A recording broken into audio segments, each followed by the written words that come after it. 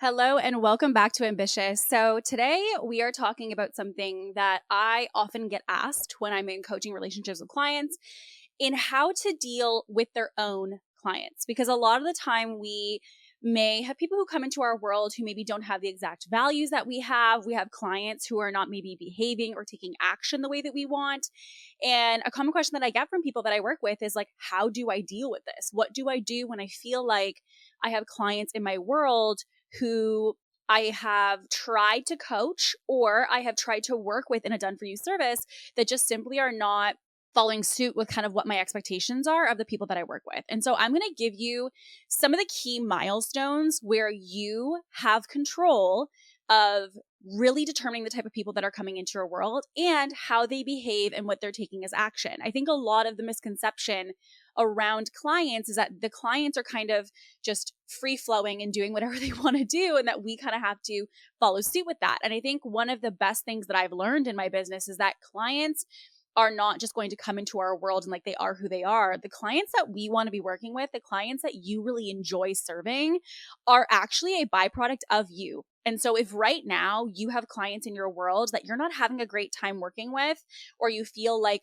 could be applying themselves differently or could be showing up differently in the relationship with you and your service, that actually all starts and ends with you. And so I'm going to go through some of the different ways that you can take control in actually creating those clients, those dream clients, the people that you're like, those like top, say 3, 4 that you're like, this client that I work with is effortless. Like it's just something, if I could have every client like, Todd or Sarah, that's what I would hope for. I'm going to tell you the tactics and the strategies today that you can be using to create 1,000,001 of those Todds or Sarahs that are currently in your world. Okay. So we're going to start off with actually the front facing of anytime that someone comes into your world, which is your marketing and your messaging. And this is something that I see a lot when I'm auditing people's marketing, because they will come to me with a conflict. So say they're coming and they're saying, Kate, it's crazy. People feel like they're going to get results instantly, or people think, that the timeline of our done for you service is going to be like at the snap of a finger that they're going to be getting their product. And then I go into their marketing and I'm like, yeah, that kind of makes sense, because every single piece of your marketing is planting the seed for me. That is going to be the reality. Something I see a lot of people not pay enough attention to is that they don't realize your marketing is the first initial expectation of someone coming into your world and what they can expect of you, your service, or your product. So even though to you, for example, when you're marketing results or you're marketing outcomes or you're marketing your process, right? You need to be very conscious of how you're doing that. Because if you are not being really meticulous of what you're saying and how you're saying it, you need to understand that the other person consuming may misconstrue what you're saying is the expectation of outcomes, right? So when I see in marketing, as an example, someone says, you're going to hit a 10K month in 3 months, right? That means that when that client comes in, their expectation upon investment now is that they're making $10,000 in the next 3 months. Instead of saying, okay, well, if it's $10,000 is a milestone, number one, are you putting any disclaimers on that? Are you talking about that this is possible, or that this is something they should expect, or that this is something that everybody achieves? If you have generalizations like everybody in our world is able to blank, or like when you work with us, this is your reality, right? You have to be very conscious of that wording, because it becomes this blanket across all statement. And the question is that something that is true about you, your service, and your product? If you have a percentage of clients that is not the case, you need to have disclaimers or context to the way in which you communicate that. So, for example, I had a client who was working with me privately, and when she signed with me, she wanted to hit a $100,000 month. Okay. So since working together, in 3 calls, we made adjustments to her product suite. We made adjustments to her marketing and a little bit to her sales process. In making those 3 changes, she was able in 3 calls to make 7 figures cash. Okay. So yes, very sexy story, great for marketing, right? Very good on all sides. However, even though this is a very sexy story and really cool for marketing, it's actually something I have to be very careful with. Why? Because I don't want the expectation for any client to come in that in 3 calls with me on Zoom, they're hitting 7 figures. Is it possible? Absolutely. This client did it. Is it standard? Is it normal? Absolutely not.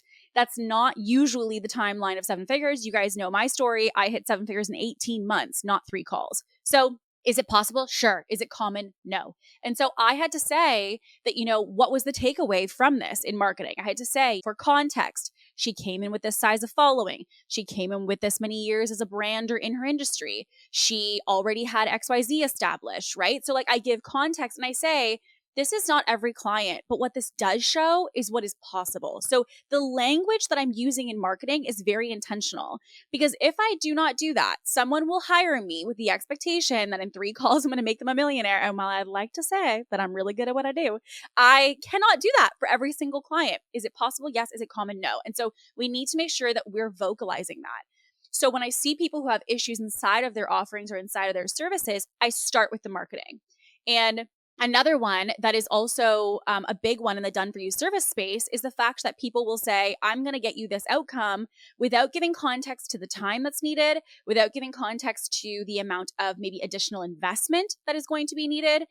We need context in marketing. And so this is its own probably separate episode, because we need to actually understand marketing and how to market effectively to know how to get what you want to see happen from your marketing, i.e. generate sales, while also not putting out a bad expectation so that when people come in, they have a totally different perception of your product once they're inside working with you. So be really conscious in your marketing of what are the expectations that you're setting about your product and what it comes with. Are you actually delivering on that product? So when you say, this is the highest support XYZ, or here's how we do things differently, is your product actually fulfilling that? Is your product actually doing what you say it's going to do when it comes to the supports or the features?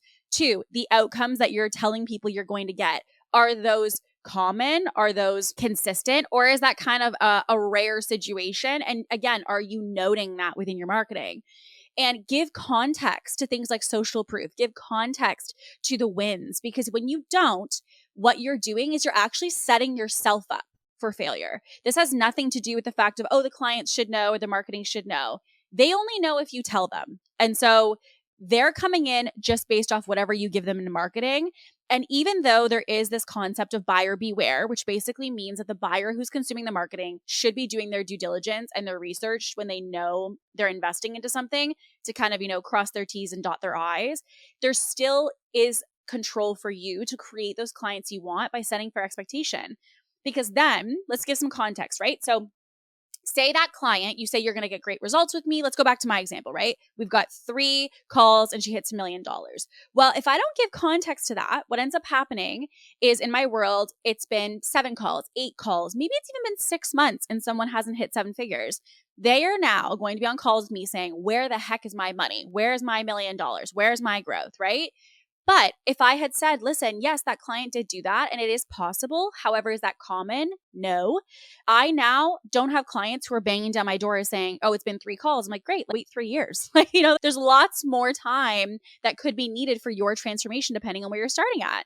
So that client is only someone that we would reference if you are already neck and neck in the sense of starting point. So be conscious about what you're putting out and realize that what you put out is what you attract.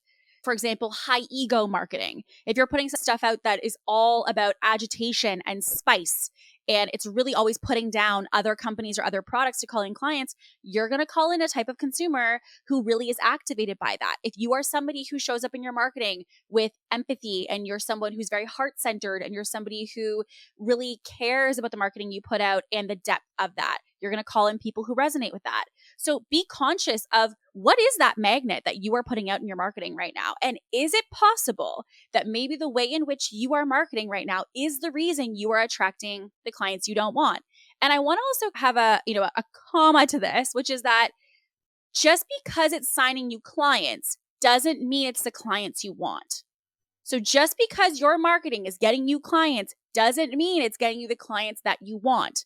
Meaning, you may be getting the clients in, i.e. cha-ching, collecting the credit card, collecting the payment of whatever investment you're asking, but that doesn't necessarily mean that what got you that client in the sense of marketing and its values and its principles is the kind of client that you want to be serving. And so there's lots of reasons and activators as to why someone's going to buy, but is it calling in the person that you want to be working with is the larger question.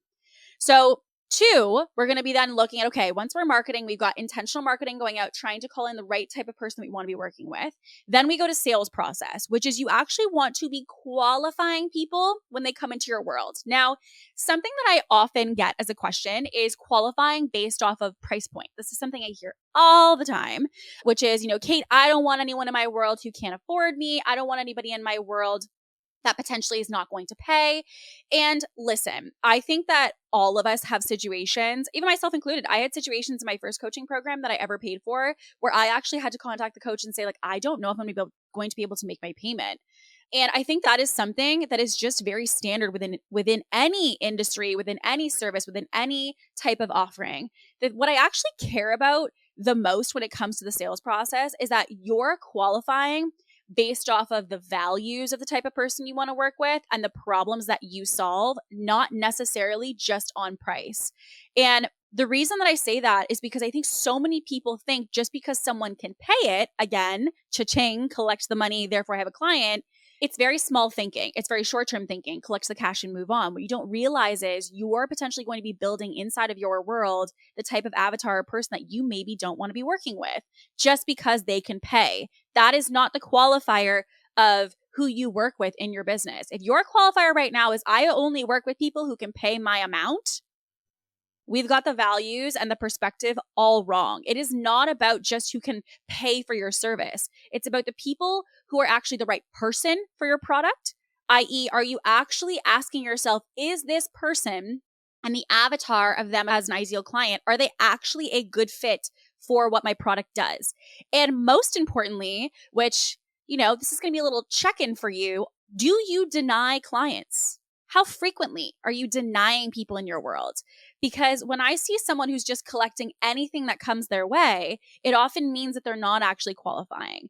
Does this person and the type of avatar that they are, the stage of where they're at in their journey or the stage that they're at in their problem, are they actually a reflection of the product and what it does? Can it actually solve the problem for them? Do they have the problem that your product or service solves, right? Is your process something that is supportive for them?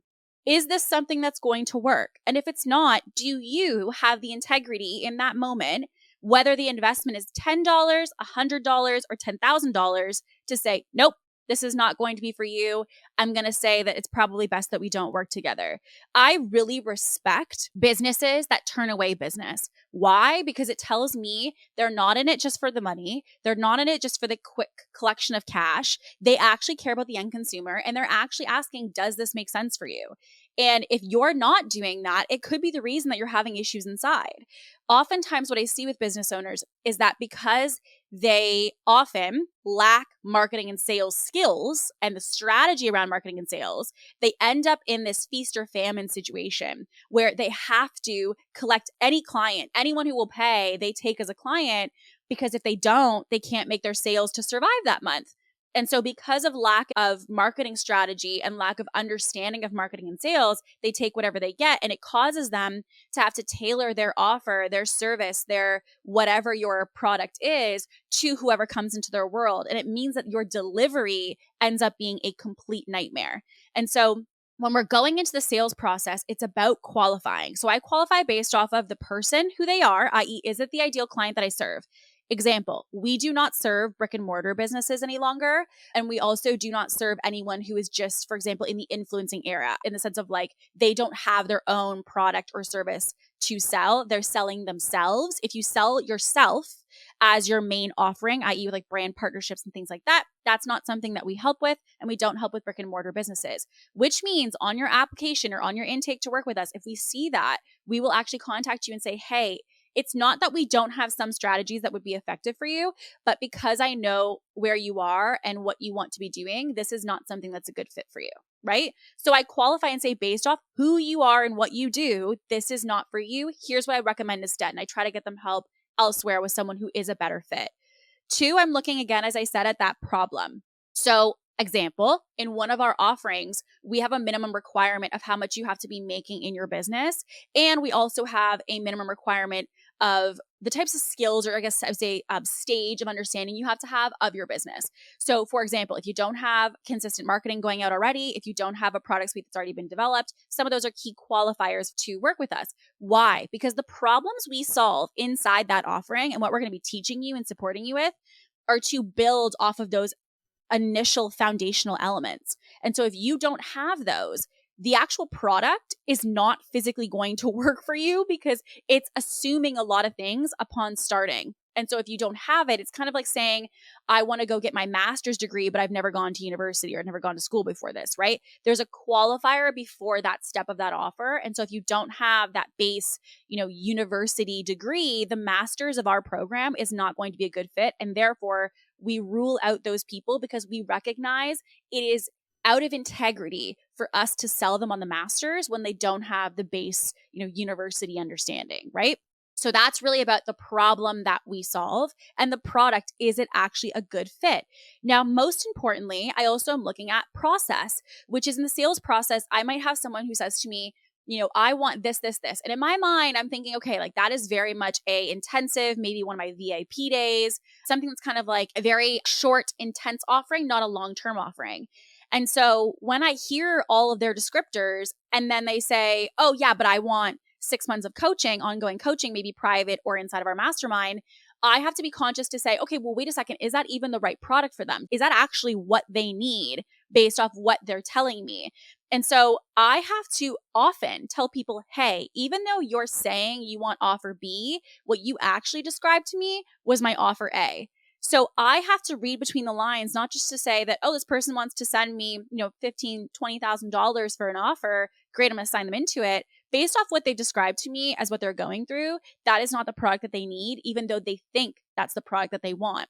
And so out of integrity, I actually just had a conversation with someone last week and they said, I'm thinking about this, I'm thinking about that. What do you think? And I said, I'm going to be honest with you.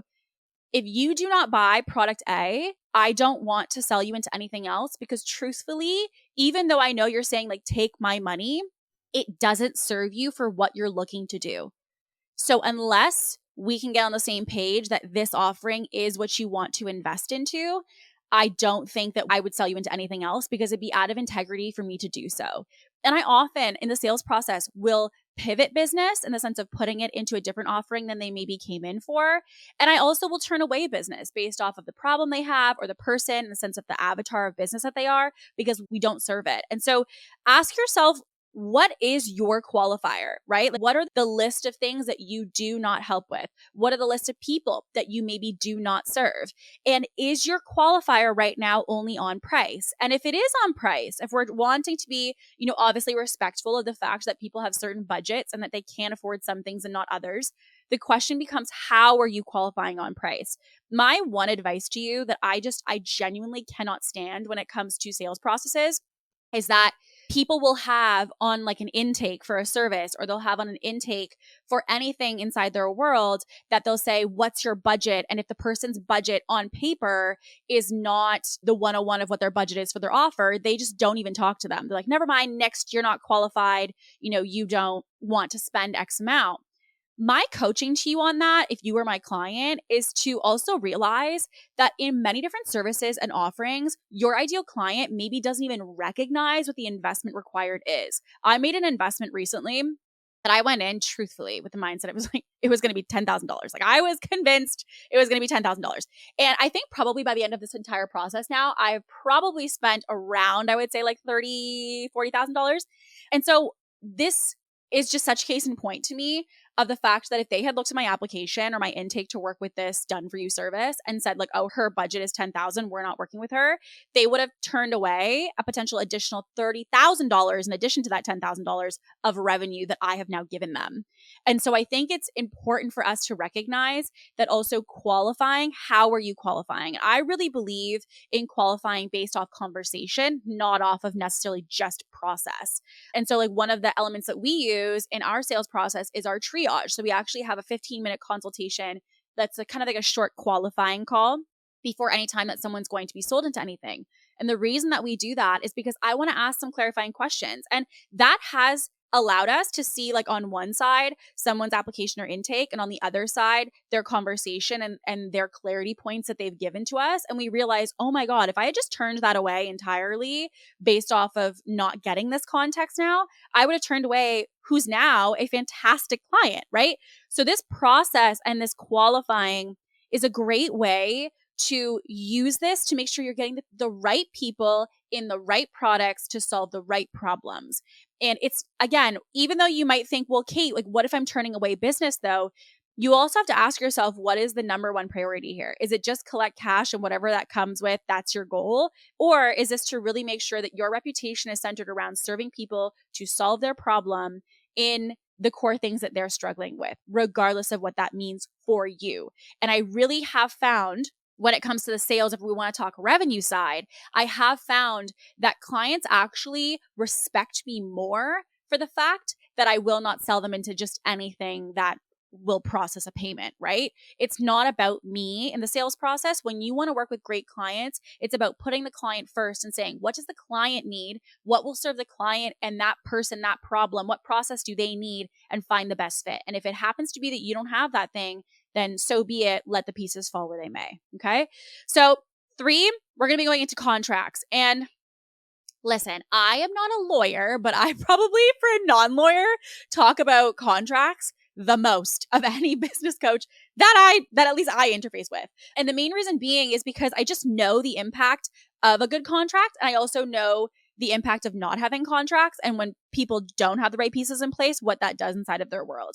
So the thing with a contract of why I push them so much, and this, by the way, is regardless of what type of offer you sell. So if you sell a course, if you sell a coaching program, if you sell a done-for-you service, if you are literally in anything, if you're having a podcast guest onto your podcast, if you are having a speaker at an event, I highly recommend contracts. And that is because contracts are the formal expectations of your relationship before it starts. So we're already planting seeds in the marketing.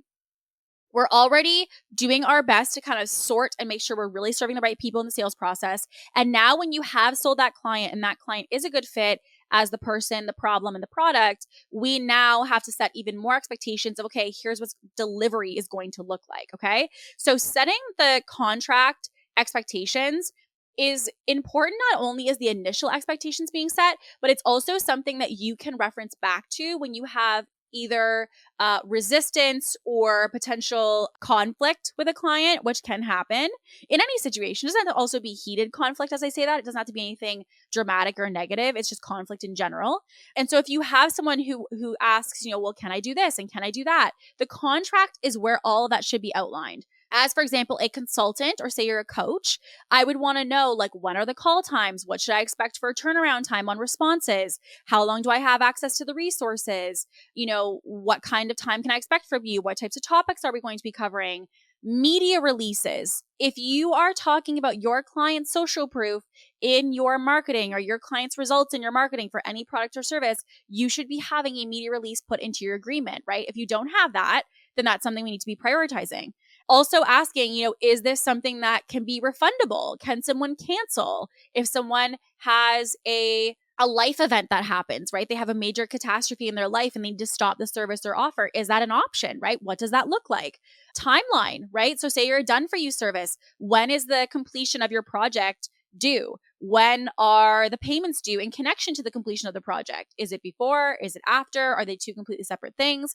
All of that should be outlined in your agreement. And when it's not, it means that everything becomes up to interpretation and everything comes up to discussion. And that is the last thing that you want when you are trying to scale a company, because we cannot have customizations and individual conversations with every client in your world when you're trying to serve clients at scale. And so when you're looking to really set expectations and calling good clients, you want to set the expectation in the contract. And then when the client signs the contract, they basically indirectly are making a commitment that, hey, I see what you're saying. I see what you're asking of me, and I agree to that. Now, even in this process, I also want to say, especially in the done-for-you service space and sometimes in the consulting space as well, you may have clients who will ask you to edit or to change your agreement. I have asked multiple done-for-you service providers to adjust their agreements or their contracts that I sign. And that was because it didn't feel fair to me as a client because I didn't want to go into that relationship on expectations of me that I didn't feel were kind of equal to the expectations of the provider. And they were like, absolutely great. Let's talk about it. We changed it. And since then, we've been working together for a very long time. So also contracts I want to note is that the contracts are something for you both to reference. There's something for you both to come back to.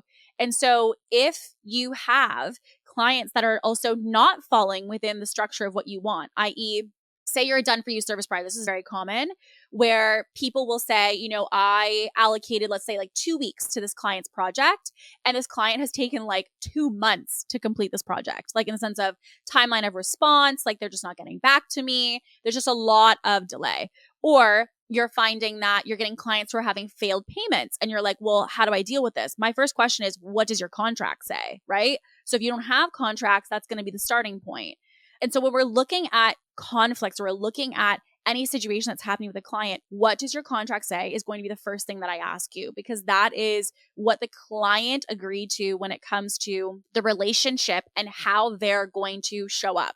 And so most importantly, in times of conflict, this is where you're going to reference. And so if a client, let's just say, is expecting you to have, I had a client who came to me in consulting and their client inside their consulting offer was saying, I want to have responses within 3 hours. And this coach had to say, hey, my contract fully states that I actually don't respond to messages. I don't have to respond to messages for anything less than 72 hours. I don't reply on the weekends. So because of that, she had to go back to the client and say, hey, here's the term. And she went, oh, she goes, yeah, you signed it. So like, this is what the terms are. I totally appreciate that you need quick turnaround time. Here's some different, supports inside the offer that could support you potentially in those situations. But the contract states what it states. And so the client was like, okay, right? Even for myself, I just recently had an inquiry with a company that I was working with.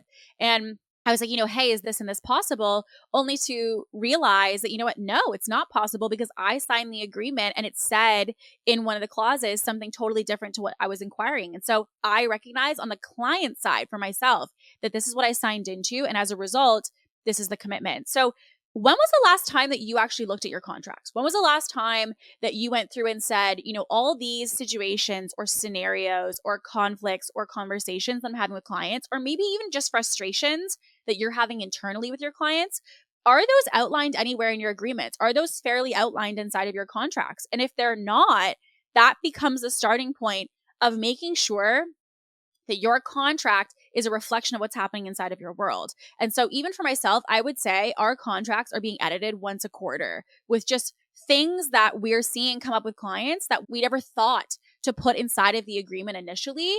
But now, obviously, that we're seeing these situations come up of questions or curiosities about something, we're making sure that that's reflected in the agreement as well. So the other thing as well, after someone has signed the agreement, is then going to go into the onboarding phase. And I think that the onboarding phase is with anything when you're buying something, it's the first experience that you have of the product or service. And so this is a really, really good time to clearly lay out in detail, not in a legal way, in more of a, I would say, culture and values way, to really showcase what the expectations are when people work with you. And so, for example, for one of our offerings that we actually have a separate onboarding portal. So we have, when someone signs, that they come into this experience of an onboarding experience. It's almost like its own product as onboarding. And the reason that we do that is, number one, we want to make it something that is fun. It is streamlined to go through. It is kind of this aspect of like, it's almost like an entertaining type of process, paired with the fact that obviously it's educational about what we want it to do, i.e. setting expectations. But that's the stage before they get access to any formal product. And that for us is a step that allows us to know that we're on the same page with clients. And so when I see people who have these emails that are just like pages and pages and pages long, I'm like, listen, if you feel like, why do my clients not understand XYZ? 9 times out of 10, it's probably something to do with these parts of your process like we're talking about. And one of the big ones I see is the onboarding, which is that people will put it in the contract, but they don't actually reflect it in the experience of the offering. And because of that, your clients don't know what you're expecting of them. And therefore, they may not follow suit with what you think you've set as the expectations. So a starting point that I would ask is when someone signs, what happens next? And with that, making sure that your onboarding is actually bite-sized pieces of what's going to happen inside of your world and inside of your offering. Because when you inundate a client with here's the 72 things that we expect from you, they're not going to digest it in the sense of they're not going to remember it and they're not going to execute on it, which is naturally going to create issues for you down the road. And two, when it's just stuff and there's no emotion connected to it, there often is just a checklist and you're basically expecting them to memorize this checklist. Instead, something I would want to pass along to you is that in onboarding, look to set out mottos and look to set out principles and almost like commandments of your offer. And I know that's going to sound a little quirky, but stay with me. When you have a principle or you have a motto, it's almost like if you think about Nike's just do it, right? It's a motto of their brand, but inside of your offers, you can also have mottos. For example, one of my coaches' mottos is all data, no drama. And so that is a motto that tells you in any situation that you bring to him, you better have the data backed up because the first question he's going to ask you is about numbers, right? Like he's always been into the data and he always prioritizes that in solving problems. And so all data, no drama. Run to us, not from us is one of our mottos as well inside of our onboarding, which basically means you don't even need to necessarily know what you need. You just need to come to us and we will figure the rest out. The reason we recommend you to have mottos inside of your onboarding is because mottos allow people to digest the principle so that they innately know how to act and behave instead of you feeling that you have to course correct them nonstop to tell them how to act or behave. So when you think about, for example, the commandments, right? Not to tie this necessarily to religion, but if you think about tying this back to the commandments, thou shalt not kill, do unto your neighbor as you want done unto yourself, right? So like same kind of idea when we're thinking about different commandments or principles that have been passed along through the Bible. They're not saying in this specific situation, do this, in this situation, do that, in this situation, do that. They are giving you a handbook of principles that innately tell you how they hope you to behave. And from that to then judge based on those to determine what you're going to do next. And so when you have a motto or principle, you are passing along a thought process and a perspective to your ideal client that's coming in to work with you. And so no longer are you looking at tiny little situations and constantly having to course correct. You're teaching them how to think. And when you teach your clients how to think, you will teach them how you want them to behave. So many people in the onboarding are saying, behave this way, behave that way.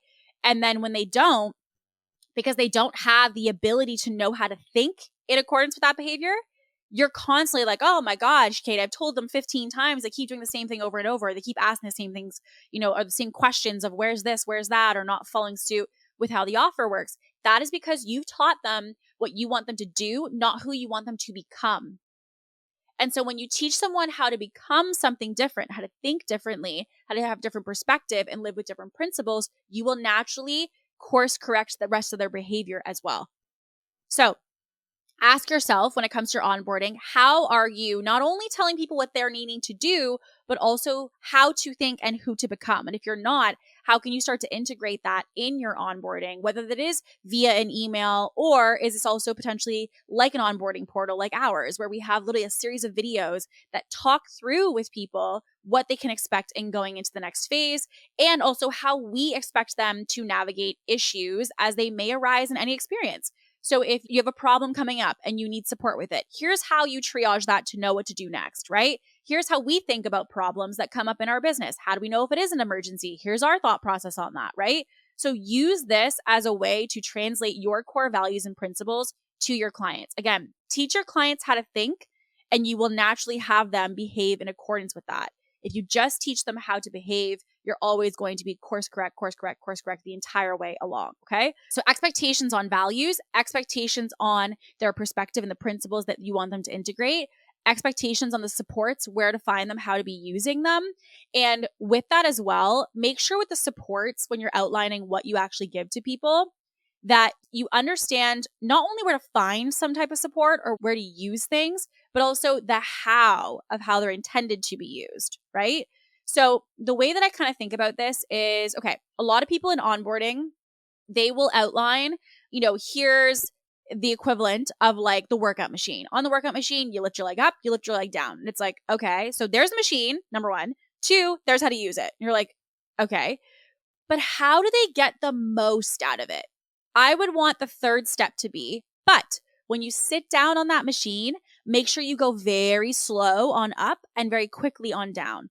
And make sure that you hold the sides to really embrace your core. Otherwise, you're not going to feel it. And also make sure that when you're doing this, you do 4 sets of it, because that's really where you see the transformation, right?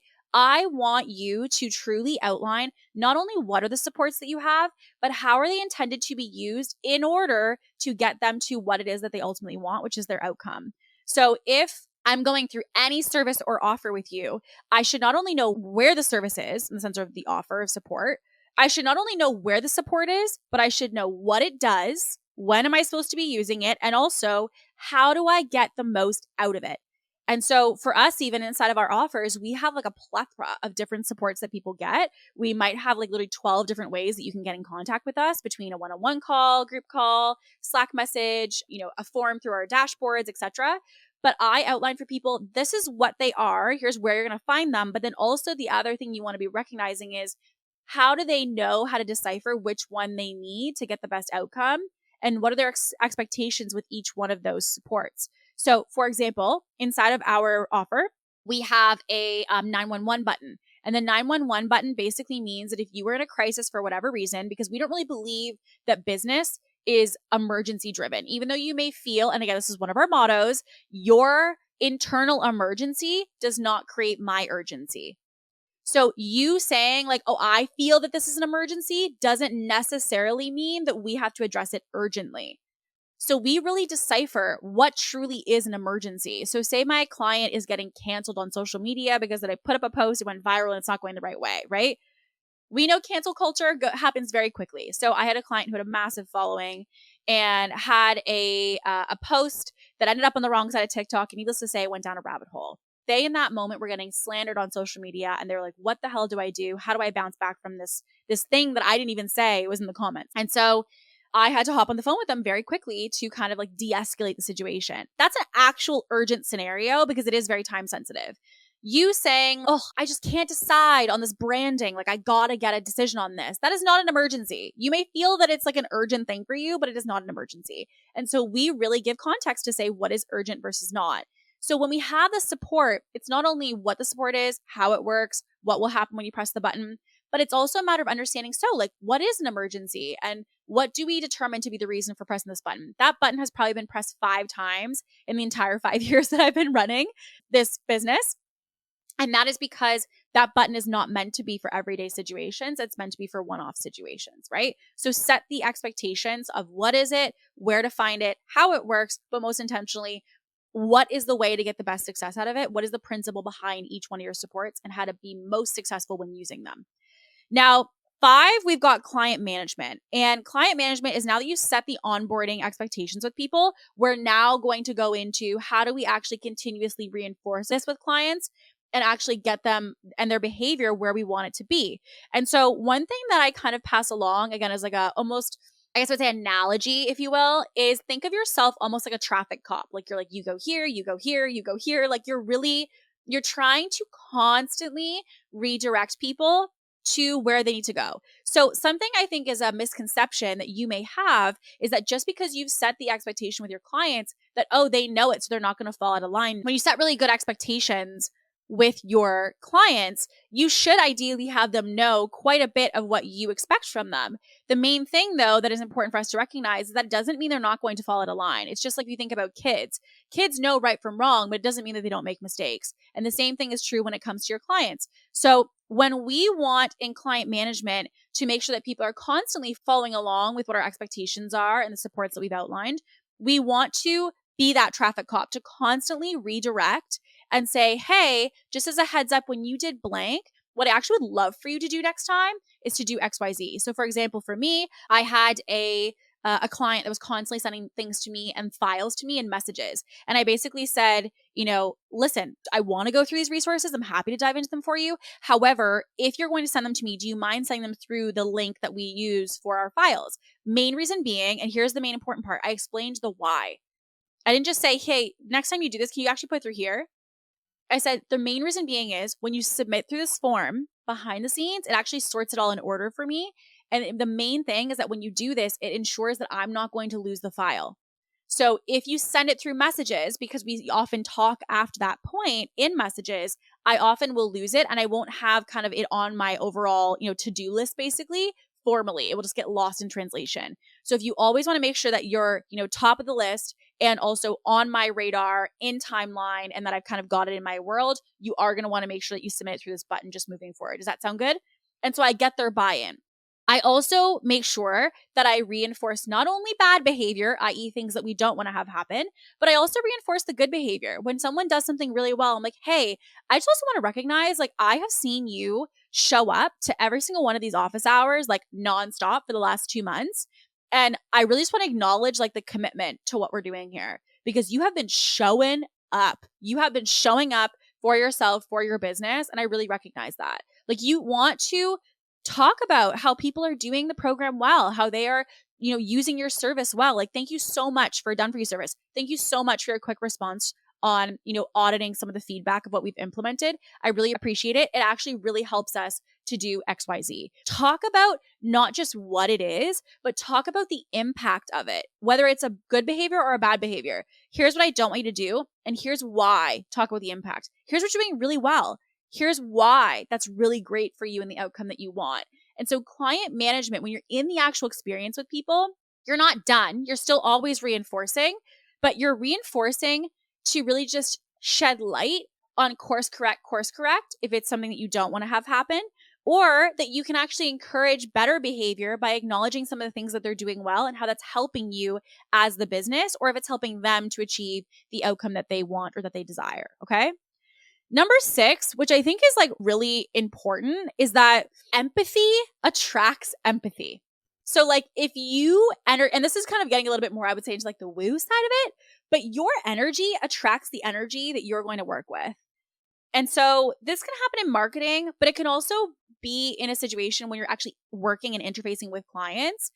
When you approach issues or anything happening in your world with anger, with like this kind of like, if I can put it frankly, ladies, like boss bitch energy of just like, no, you're not going to do XYZ.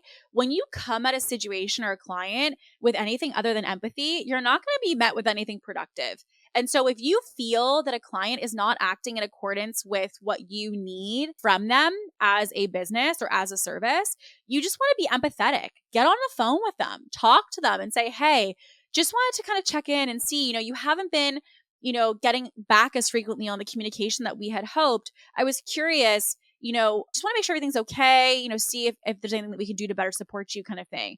You might find out that they've got something really intense going on, which is the reason that they haven't been answering. And you also might find out that there's something totally different that you haven't even had on your radar. And you get to actually talk through that with the client and figure out how you can support them, right?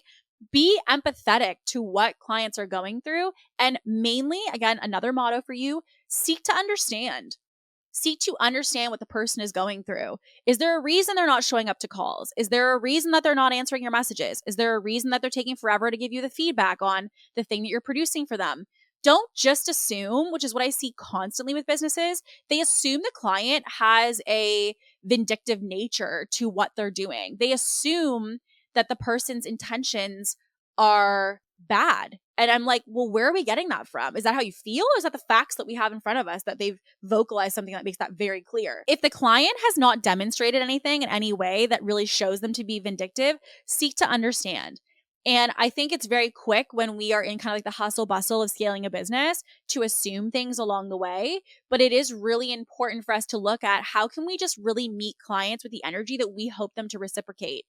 And also recognizing that inside of your world, inside of your business and your delivery, the types of experiences that you're going to have with clients are definitely a reflection of how you're even showing up in those services as well. Like the energy that you bring to the dynamic is very much the energy that you may be met with. And so ask yourself, what is that energy? Are you coming with this kind of like aggressive, kind of like bite, I guess I would say, if you do have a situation?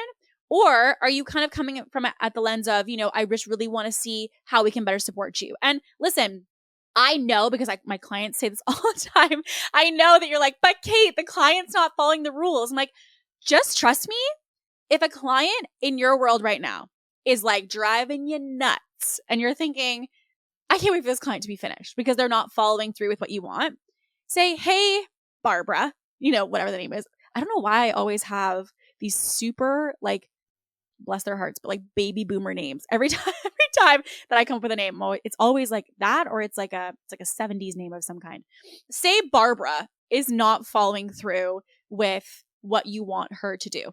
I'd say, hey, Barbara, I noticed that, we've been sending over some files for you for feedback, and I know we really need to try to get the 24-hour to 48-hour feedback because that really helps us to do XYZ. But I've noticed that your feedback has been around, 7 days to 8 days. And so I wanted to follow up with you to see, just check in. Is everything okay? Just want to see what's going on. Anything happening inside your world? And let's just say Barbara says, no, everything's fine. You could say, okay, great. Well, I'm so happy to hear that everything's good. The main thing that I wanted to chat through was to see, what you might need from us. Is there anything that we can do to better support you to really start to take the 7 days to making it around 2 days, i.e. 48 hours? Here's the reason why. And I would start to outline it. And I would open up the conversation. That's how I'd rather you deal with a situation with a client than, hey, our policy is 2 days and you've been doing 7 days. And if you don't start answering within 2 days, then we're not going to be able to meet your deadline, right? Think about how those two different conversations are going to be met with totally different types of energy, right? The way in which you approach the client is the type of dialogue that you're going to be opening. And so often when you're having issues with clients, it could also be reflective of the way in which you are addressing the redirection of behavior you don't want, not even necessarily the behavior itself being the issue, right? So be conscious of the way that you're approaching it. And number 7, I also want you to lead with what you seek to see. I can't tell you how many people will ask something of clients, but then they are not reflective of that. A prime example might be, okay, so I have a kind of like internal late night sprint that sometimes happens. So I don't like to work in the evenings. It's not like something I have to do, but sometimes I'm literally like bursting at the seams with creativity. And so I want to just like get onto my computer and kind of get into things. Anyways, so sometimes I will have all my clients know this about me as well now, but I have late night sprints, but I also have office hours in my communication. So like I'm not communicating outside of certain hours in my communication. And so it means that when I answer messages at 11 o'clock at night, I'm not sending them. I'm schedule sending them for the next day at 9 a.m. or 10 a.m. inside of our office hours.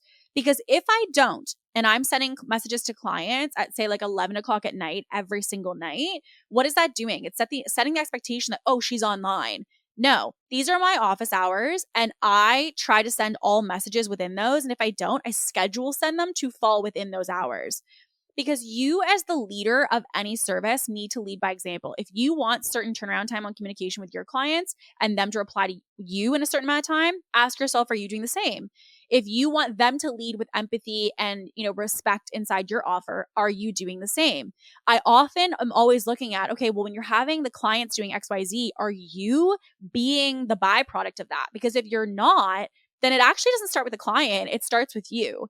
And so you have to lead by example. You have to lead with the intention and the values and the mindset that you're asking of the clients that you're working with. We've talked about in other episodes as well. We have this kind of like motto that, of the fact that a lot of what we learn is caught, not taught. And so obviously with the, onboarding and the contracts, we're teaching a lot of what we want our expectations to be, right? But leading by example is essential because if you don't, you have to realize your audience in marketing and your audience inside of any of your offerings or your services, they are watching you to see how you behave. And so the way that you behave in the expectations you've outlined is guiding them on how they need to respond in the sense of how they need to be behaving. If you don't even follow your own rules, then why should they be following your rules? And so it really does start and stop with you. And I think it's really important that you ask yourself how you're leading by example of what you're asking of the people in your world. Because if you're not, you should never be talking about, well, the clients aren't doing this, clients aren't doing that. I would immediately be starting with, what are you doing and how are you living and breathing the values that you're asking of the people in your world?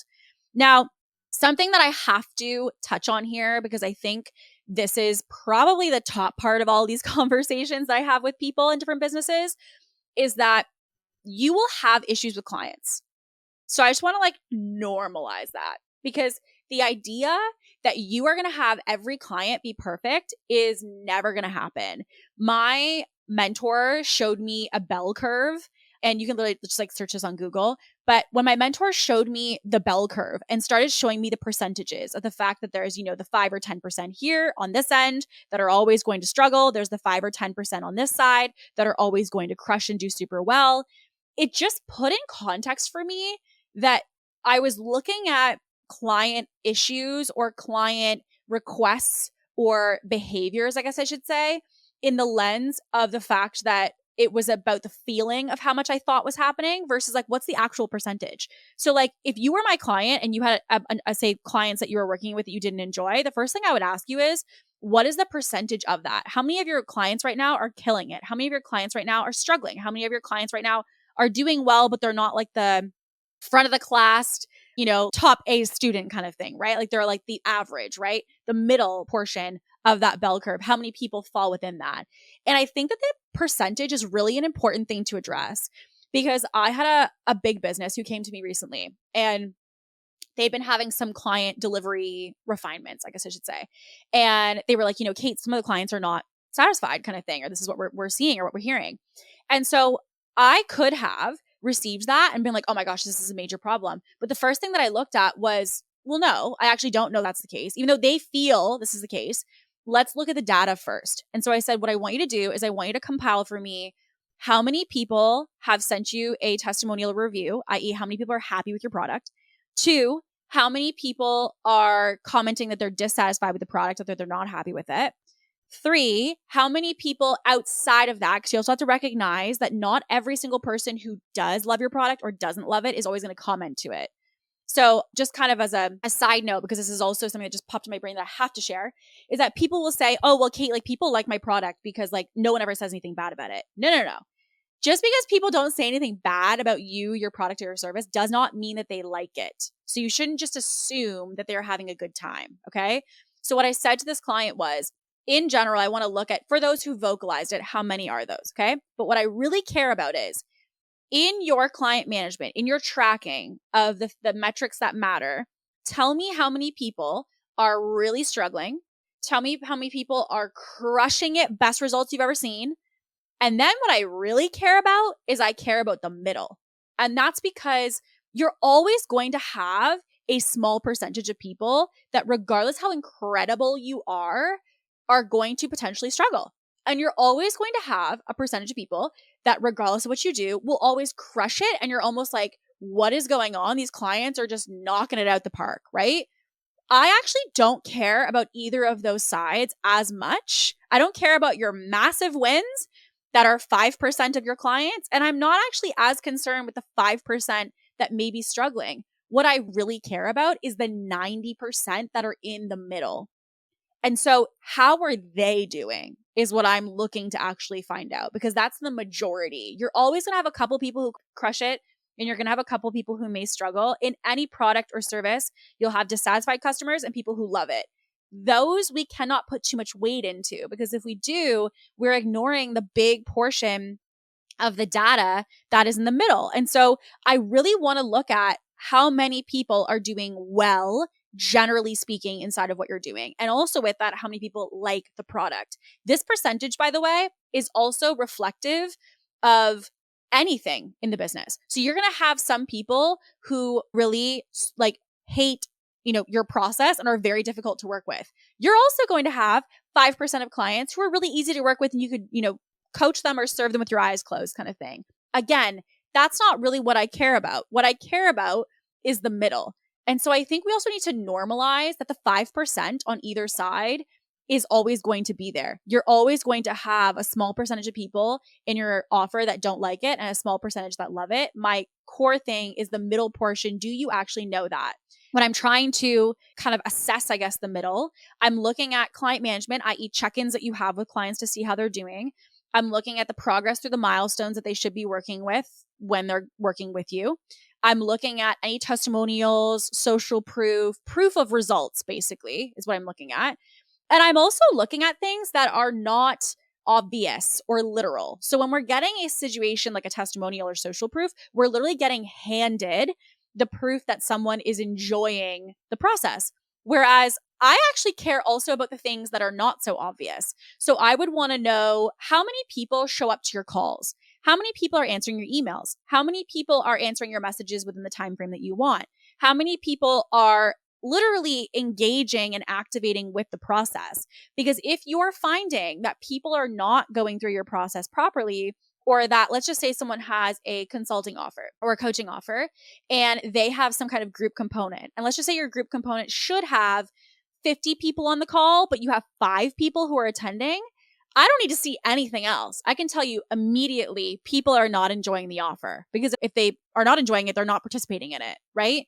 If you're loving it, you're showing up. And so the question is, if you're not showing up, why is that? And we start to investigate, right? So this is not the same in every situation, but generally speaking, if something in your process is not being fulfilled, there's likely a reason why that is. And so again, this is really reminding yourself that when you have tough clients, or you have, a situation with clients that's a little bit tricky, recognize the percentage of that. And also don't put too much weight again into those clients that are killing it or the ones who are struggling. What I care about is the ones that are in the middle. I want to make sure those side percentages don't become more, because that will definitely be an issue. We want to keep those percentages very small, but it's almost like if you think about it outside of an online business, right? If you think about customer service at a store, say you're like working at Target, we recognize that going through this entire business and selling all these products, we're not going to not have somebody who's upset with us. We are going to have someone who's upset with us. But what I want to know is how many people are upset, right? It's natural in business to have upset clients at times. It's natural to have difficult clients. The question becomes, what's the percentage and how are we dealing with that? And what are the different tools we're putting in place to address them, such as the marketing, the sales process, like we talked about, the onboarding, the client management, leading by example, asking yourself what energy you're bringing toward the clients, right? What's your motto around it? Are you a Starbucks where if they mess up a coffee, they immediately go make a new one? Or is it like, no, sorry, that was the offer. That was the coffee. Sorry, we're gonna have to get you make a new one because you may have ordered it wrong, right? Like the way in which you approach the customer service is a big part of it as well. The main thing that I want, and I hope that you can see from today's episode, is that good clients, the clients you want, are not something that you find. It's not like you have bad clients right now and there's good clients out there in the world. You have clients right now that are reflective of your process. The byproduct of your clients right now is a byproduct of your process.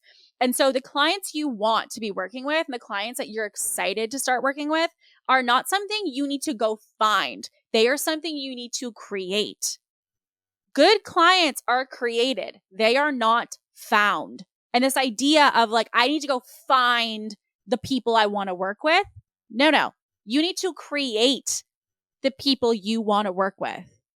So this idea of there's good people and bad people, or there's like good clients or bad clients. No, there's consumers and there's people who are coming in your world, and it's your job with your process of your marketing, your sales process, your contracts, your onboarding, your client management, leading by example, the values of your company, the percentages and understanding of all the data of these clients.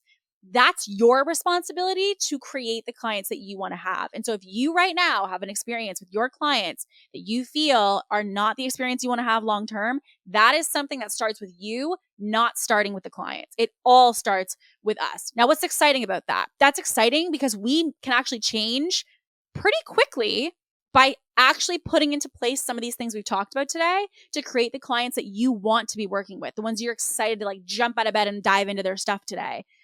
That is possible with some of these adjustments.